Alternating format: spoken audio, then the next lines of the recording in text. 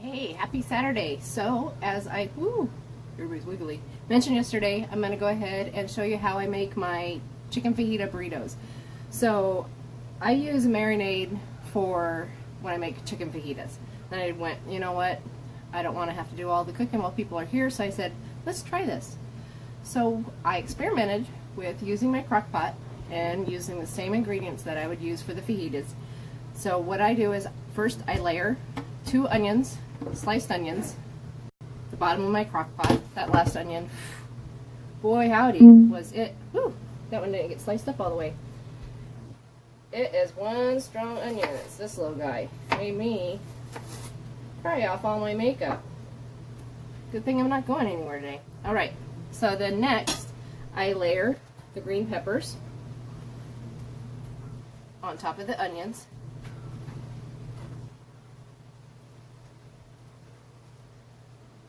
It's 2 green peppers.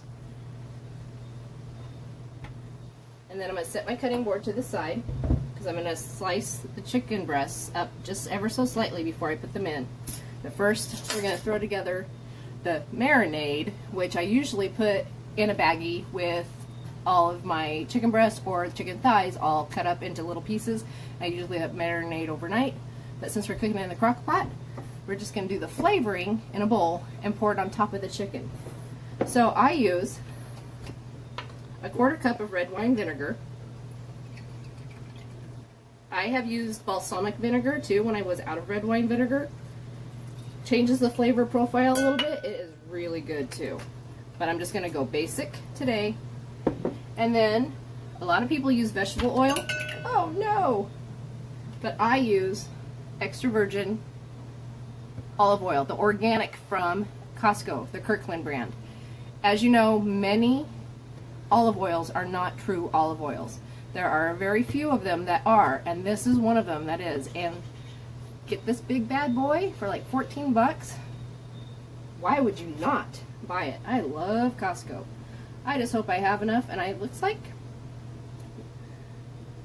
the universe is with me today. Exactly how much I need. I do a 1/4 cup of olive oil in this bowl with the red wine vinegar.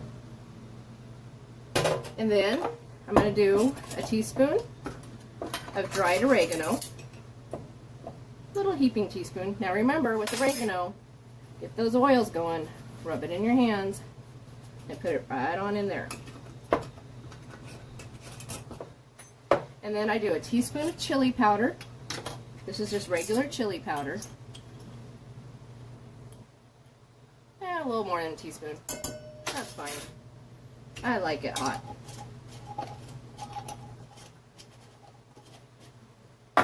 And then I do just under a teaspoon of garlic. Sometimes I like more garlic, sometimes I like less. And then I do 1/2 teaspoon of salt.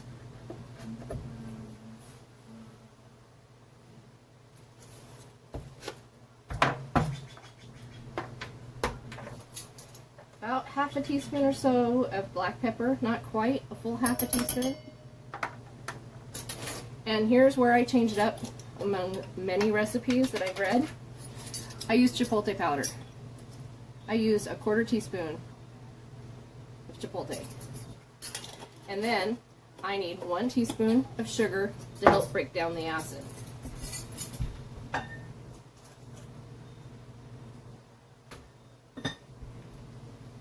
One teaspoon of sugar. And that is it for the spices. And I take a fork, I mix it all up to where it's all combined. There's no big lumps of anything. You could use a wire whisk, but a fork works just as well for something like this. There. It smells so good. It's all mixed up. And now, put that to the side, bring our cutting board back, and now to get our chicken breasts.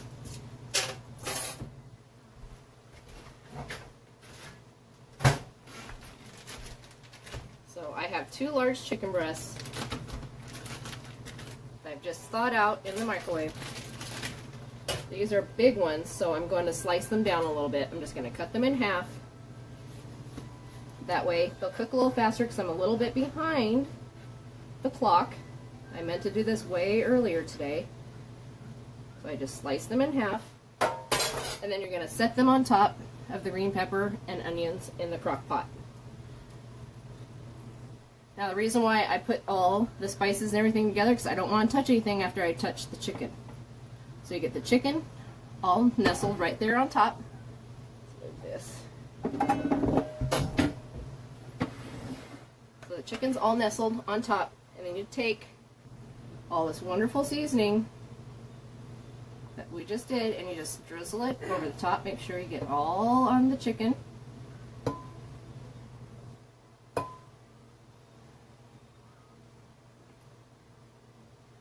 just drizzle it all on there. I use my rubber spatula to make sure I get all the seasoning that I put in there. I don't want to leave any in the bowl.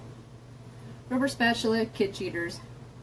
Called them kid cheaters when I was growing up. They're kid cheaters because Mom or Grandma would use it when they're making cake. There's nothing to lick at the end.